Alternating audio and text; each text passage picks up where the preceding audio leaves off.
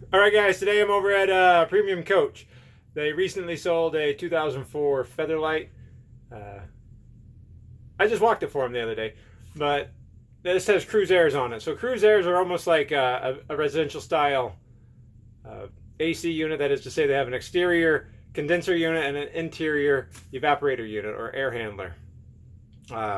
This one has, we'll call it 4 zones, but it's like 2 in the mid coach and 1 in the bedroom that all run off the same compressor unit. Well, not the same.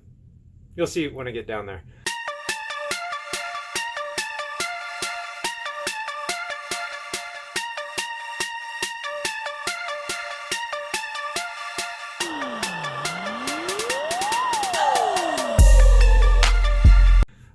So I already charged up 1. It was a little low, but this takes R22. R22 is one of those phased out refrigerants that's getting harder and harder to get. So luckily I bought about a 30-pound bottle 5 years ago. And so I still have some left. So we can go down there and take a look. Let's go. So inside the unit here, they'd recently upgraded the flooring in here, and it's actually a really nice or beautiful unit. Hello, it's me again. And there's the bedroom. So the unit I charged first goes to the bedroom, and the air handler for there is right in the closet in this area. This is the thermostat for that Cruiseair system. So it's a lot different. This one right here is just the thermostat for the aqua-hot heating system. This is for the air, or the Cruiseair. It actually has a heat pump mode, so you can put it in heat mode or cool mode. It's pretty simple to use. You just hit cool,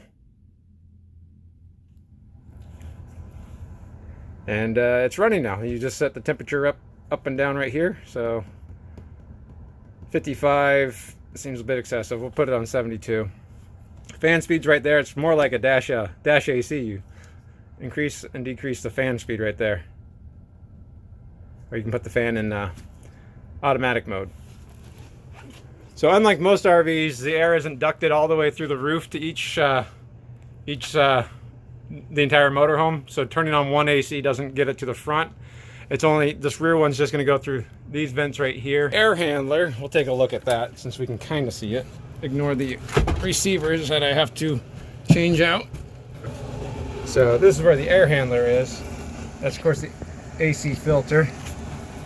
And if I go ahead and get these receivers back in our way, we can see the ductwork is right there. It just goes up the ceiling there, and then it branches off over the other side. So that's just how that works. These things were putting out some pretty hot air yesterday, and it's at least nice and cold now. So let's go outside now.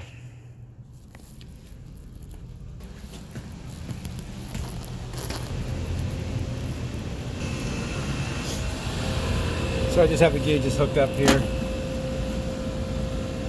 We got, what do we call, about 55 on the low side and about 220 on the low, sorry, about 55 on the low side, about 220 on the high side. This is the outside compressor unit. There's one above, that goes to the other one that I'm going to have to charge. So let me get this thing buttoned up, and we'll charge this one. Okay, got that one all disconnected, so I'll just push this one back in, put the lock bolt in, and put the lock nut on. Now just to pull this one out. This one's a little bit longer, so I have to get probably a ratcheting wrench to get this off, and then we'll get it pulled out.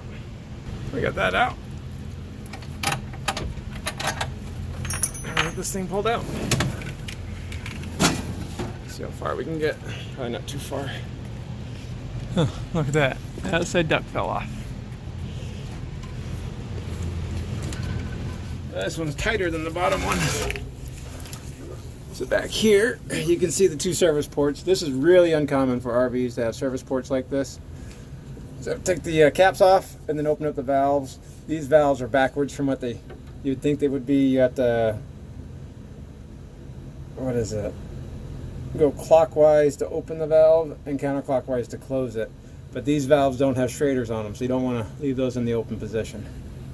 So let's get those off, and then we'll see about hooking up. So this is not normally something I do. I'm not a strictly AC guy. I have nothing but respect for AC guys, but this is something that needs to be done because you can't live in any part of the country without having an AC unit during summer in an RV. So I'm just trying to get these people happy and on the road. They'll be able to get it looked at more professionally where they get where they're going, because they bought this out of state. And so they have a time frame they have to match with. Just in the bowels of this bus here, you can see the backside of the inverters. Wouldn't be surprised if, oh, that's the generator right below it. That's right. So I do have the hoses hooked up. This one's actually labeled suction side, and that one is discharge. So that also has a red cap. At any rate, now I need to open up this valve. So I don't need to open it all the way. I just need to crack it so I can get some pressure. So right now you can see my gauges are both at, well, I guess this one's at 0.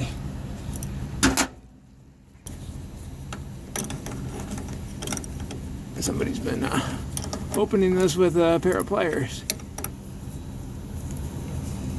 Got that cracked just a little bit. You can see I had to go clockwise with it to open it. And now I have pressure. Let's do the same thing on the high side there, and then we'll see about turning this thing back on. Also, this is just the discharge hose for the for the heat coming off the condenser coil. It just goes right around there and down to the floor, past the air compressor there. All right, there you go. Got the high side opened up. Let's go turn it on.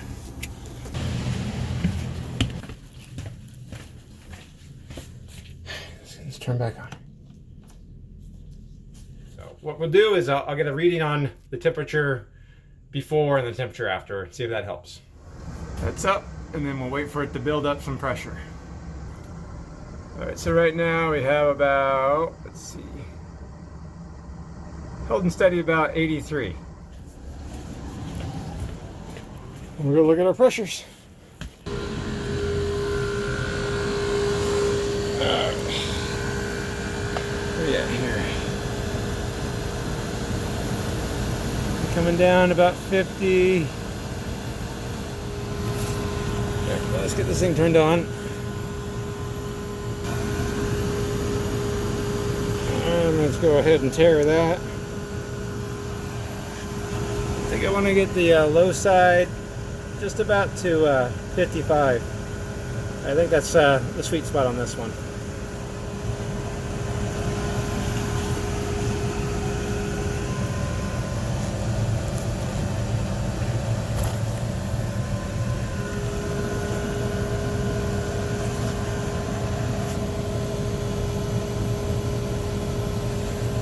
Probably helps if you turn this on, huh, dummy? All right, let's try this again.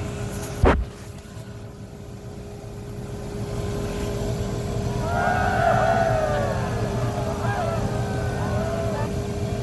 right, so we're at 3 ounces there. Let's see the low side come down, hopefully.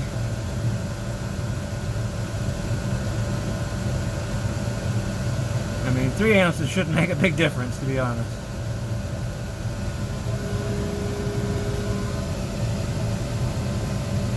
It does seem like it made a big difference. Maybe it was just a little low. Just about 55.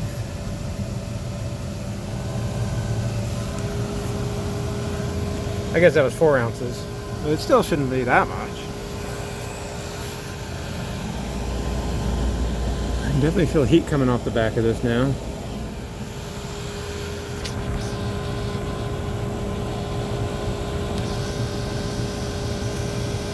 Let's go ahead and get 5 ounces in there. There's 5.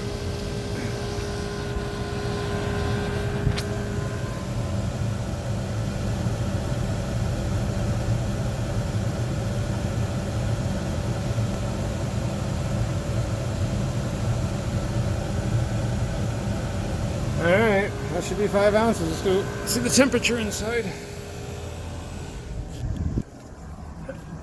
see where we're at now after letting it run for a little bit.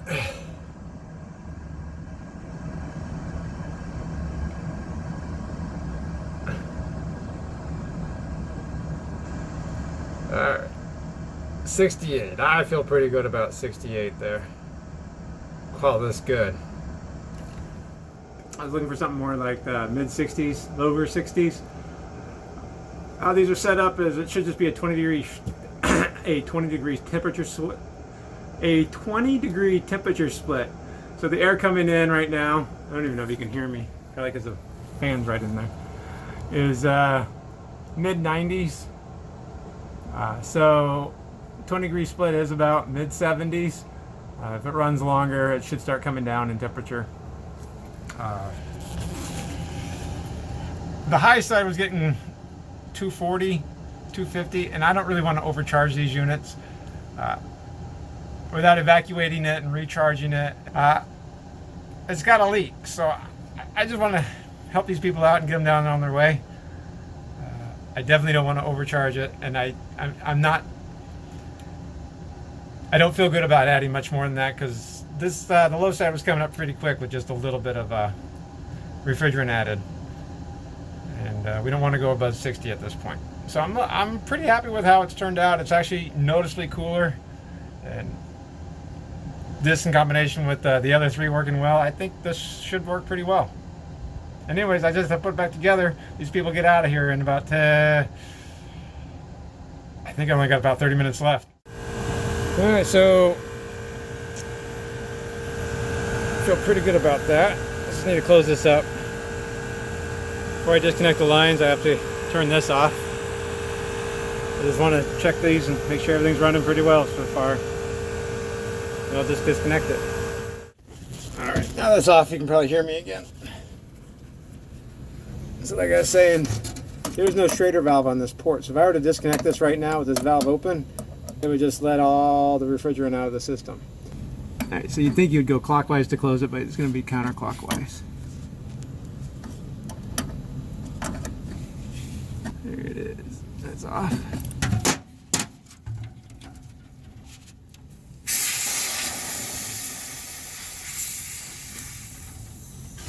So if it would continue to leak, that means the valve wasn't closed all the way. You can see in there, you can see no Schrader valve in there. Sorry about that shaky camera, it wasn't intentional. Get that cap on and then get this other cap on.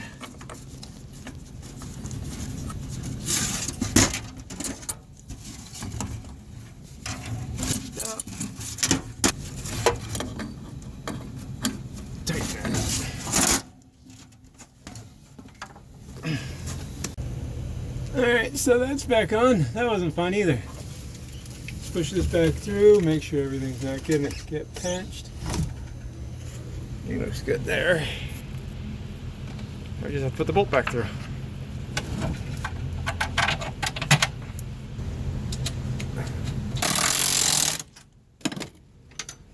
Alright guys, there you have it. A Cruiseair on a 2004 Vantare Featherlite, I think, on a Prevost chassis. We just recharged them.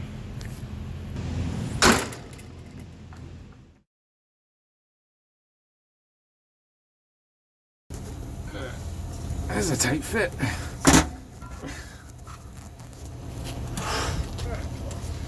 Don't mind me, I'm just trying to get out of here. I got a door.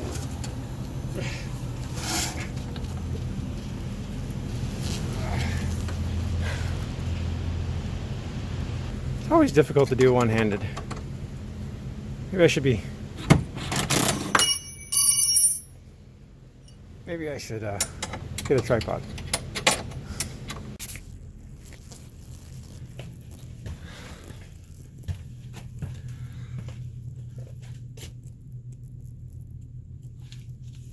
Sorry. Get this. We'll get this. All right. Focus. There you go.